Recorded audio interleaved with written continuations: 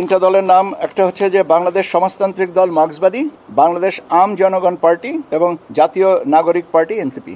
রাজনৈতিক কর্মকাণ্ডের ধারাবাহিকতায় এবং অংশগ্রহণ অতীত নির্বাচন সংক্রান্ত ধারাবাহিকতায় তিনটা দল প্রাথমিকভাবে বিবেচিত হয়েছিল: জাতীয় জনতা পার্টি, জাতীয় সমাজতান্ত্রিক দল জাসদ শাহজাহান সিরাজ এবং বাংলাদেশ জাতীয় লীগ। কিন্তু পরবর্তীতে এটা অধিকতর যাচাই বাছাইতে লক্ষ্য করা গেছে যে তাদের কার্যক্রমের ধারাবাহিকতা নাই, সেই জন্য তিনটাকেও বাতিল করা হচ্ছে। এবং আর যেগুলো ছিল তার মধ্যে থেকে আম জনতার দল, বাংলাদেশ জাস্টিস অ্যান্ড ডেভেলপমেন্ট পার্টি, ভাসানী জনশক্তি পার্টি, বাংলাদেশ বেকার মুক্তি পরিষদ, জনতার দল, মৌলিক বাংলা, জনতার পার্টি, বাংলাদেশ গণতান্ত্রিক পার্টি, এই 8টা দলের সঠিকতা না পাওয়ার জন্য নামঞ্জুর করা হয়েছে। তাহলে আমরা 3টা দলের কাগজপত্র সঠিকতা পেয়েছি এবং সেই 3টার দল হচ্ছে বাংলাদেশ সমাজতান্ত্রিক দল মার্ক্সবাদী, বাংলাদেশ আম জনগণ পার্টি এবং জাতীয় নাগরিক পার্টি এনসিপি। এই 3টা দলের ব্যাপারে এই নতুন প্রার্থিত নিবন্ধনের বিষয়ে এটা কমিশন মনে করেছেন যে এই 3টা দল রাজনৈতিক